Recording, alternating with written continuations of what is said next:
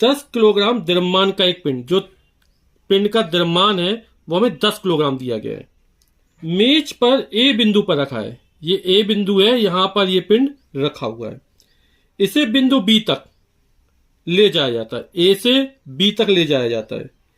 यदि ए तथा बी को मिलाने वाली रेखा क्षैतिज, ये रेखा क्षैतिज है, तो पिंड पर गुरुत्व बल द्वारा किया गया कार्य कितना होगा।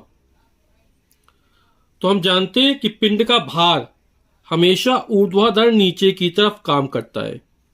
जो गुरुत्व बल है वो कहां काम करता है, ऊर्ध्वाधर नीचे की तरफ।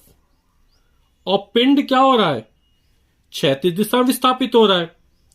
यानी जो लगने वाला बल है वो विस्थापन की दिशा में नहीं है। इन दोनों के बीच कितने अंश का कोण बन रहा है, 90 अंश का कोण बन रहा है। तो किया कार्य कितना हो जाएगा, क्योंकि गुरुत्व बल जो है वो विस्थापन यानी के लंबवत है, अतः किया गया कार्य क्या होगा, शून्य होगा। क्यों, क्योंकि पिंड में ऊर्ध्वाधर विस्थापन नहीं हो रहा, क्या हो, क्षैतिज विस्थापन हो रहा है। या हम इस तरह समझ सकते हैं कि यहां पर लगने वाले बल यानी भार और विस्थापन के बीच 90 अंश का कोण बन रहा है। और किया का W बराबर होता है F S cos 90। F S cos theta होता है और बनने वाला कोण कितना, 90 अंश बन रहा है।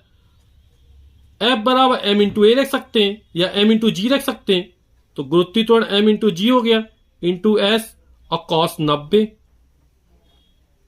सबके मान रख, एम का मान 10 है, जी का मान 9.8, एस विस्थापन ए से बी तक हो गया। कॉस 90 और कॉस 90 का मान 0 होता है। तो जब किसी संख्या में 0 गुणा किया जाएगा तो सब कुछ कितना हो जाएगा, 0।